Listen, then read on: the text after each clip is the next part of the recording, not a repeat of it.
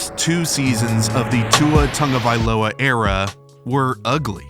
His numbers were anemic, he feuded with his coach. When it was bad, it's 'cause it was really bad.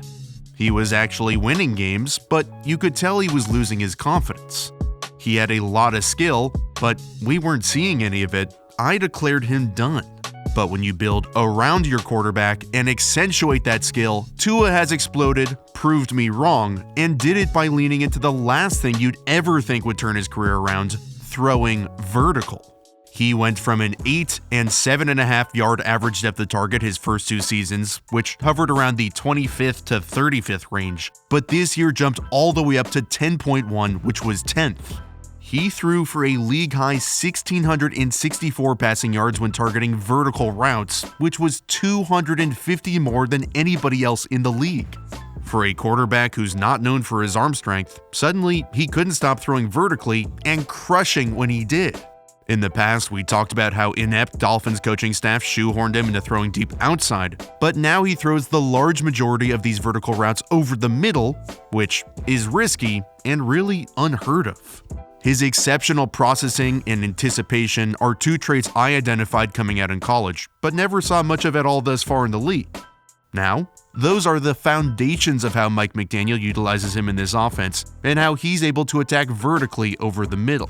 That processing and anticipation are his greatest strengths, where here the Bills get a free runner at him, but he makes an insane anticipation throw to beat their blitz. The Dolphins are running this quick post concept, which really shouldn't be open against a too-high look with one of the safeties, Damar Hamlin, pretty shallow, but post-snap they roll into 1-high. They're doing a great job disguising. Usually in 1-high safety coverages, one of them rotates down with the motion so they're not out-leveraged, but they're able to hold their disguise so it looks like the post won't be open. However, they roll Hamlin down, who screams out of the roof, but the moment he does, Tua rifles it into this little pocket up the seam. He's not waiting to see where Hamlin goes, he's throwing before he gets there. His intimate understanding of defensive coverages and defenders' responsibilities help him win before things play out. He knows the moment Jordan Poyer shifts to the middle of the field, that means they're playing 1-high, so Hamlin becomes an underneath defender. One proof Tua knows, the moment he releases, look where Hamlin is. He could easily just sit down and stay right in the window, but because Tua knows the coverage rules in and out, he rips them up deep. To take it a step further and really look at what kind of confidence he was playing with, look at Alec Ingold turn around as the hot receiver, knowing their protection is getting overloaded. He turns and looks at Tua immediately because he knows the Bills have fooled him up front, but conversely now are scrambling to cover everybody down below. Tua knows he has him wide open, but dials up the much more challenging throw. He is awesome at finding the one key defender who determines where he'll throw. If that guy does A, Tua throws to B, and vice versa. QBs who don't process as well often read the wrong defenders, which ruins the play. To help Tua even better find his key defender pre-snap, the Dolphins use motion the most in the NFL. It helps him identify its zone coverage here, since nobody is chasing Mike Gesicki across the formation. Tua knows with 2 deep safeties, the Browns have 5 underneath defenders, so 3 will go up top, which leaves only 2 for Tyreek Hill and Trent Sherfield. They're running a gaudy concept, a go with an option route, and with the Browns kinda screwing up their cover 2 zone defense with Grant Delpit playing too far inside, likely because all they do is throw vertically inside, Tua knows Martin Emerson Jr. is his key defender. With Greg Newsome leverage inside of Tyreek, he'll break out, and if Emerson Jr. sits underneath in cover 2 like he's supposed to, the sideline shot will be open. But when Emerson Jr. does a good job by kinda playing it in between, where he's basically guarding both, Tua sees the hesitation and aggressively bombs him over the top. This is a confidence that we hadn't seen before, which is one of the primary ingredients he was missing. Processing and anticipation without confidence don't get you anywhere. Those are mental traits. And if you don't trust them, or yourself, well, we saw what happened the first 2 seasons. Yes, McDaniel had a lot to do with the turnaround. When targeting vertical routes, Tua had a receiver with 3+ yards of separation on 43% of his attempts. That was 12.8% higher than the next closest quarterback. But it certainly wasn't all scheme. Tua's confidence was just as important. The Dolphins faced zone coverage at a top 5 rate in the league, since nobody wanted to try and guard Tyreek and Jalen Waddle one-on-one. Because of all that zone, they often got receivers on linebackers, but defenses adjusted. This is McDaniel's bingo concept, which is a post and a dig. Sione Takitaki knows not to run too fast towards Tyreek or Sherfield because he can't beat him in a foot race. He wants to more catch them and let them come to him. Well, despite Sherfield running the dig, he and Tua both see this is happening, so he sits down and Tua's already releasing the ball by the time he does. McDaniels trusts him with these type of concepts because he knows he can squeeze the ball into tight windows where other quarterbacks wouldn't be able to. This is that quick post concept again that we saw earlier. I haven't really seen it too often around the league. Actually, my friend Bobby Peters helped me find all the times they ran it with his 2022 Dolphins offensive manual he wrote. I'll link it below. He does the best work. And really, Tua is making throws like these that are open technically, but other quarterbacks wouldn't even attempt. This example is his brilliance with an assist from McDaniel. In a nickel defense which has 5 defensive backs, 2 safeties, and 2 corners outside, the 5th DB is the nickel corner who lines up to the strength of the offense. Since they know they're getting zoned, they motion to switch the strength. The 49ers don't typically follow their nickel, so now they're dealing with linebacker Dre Greenlaw, who's no slouch, but isn't as quick as Jimmy Ward. Tua pump fakes to freeze Fred Warner and get him to jump over a step, then rips this right in between Greenlaw in a tight window that's a thing of beauty. You can see Greenlaw here and Fred Warner. Tua shows his eyes to the right and then pumps to get Fred to jump. Then when he comes back, usually you're not pumping to one side then coming back to the quick post seam. You just don't have time, and Greenlaw knows it.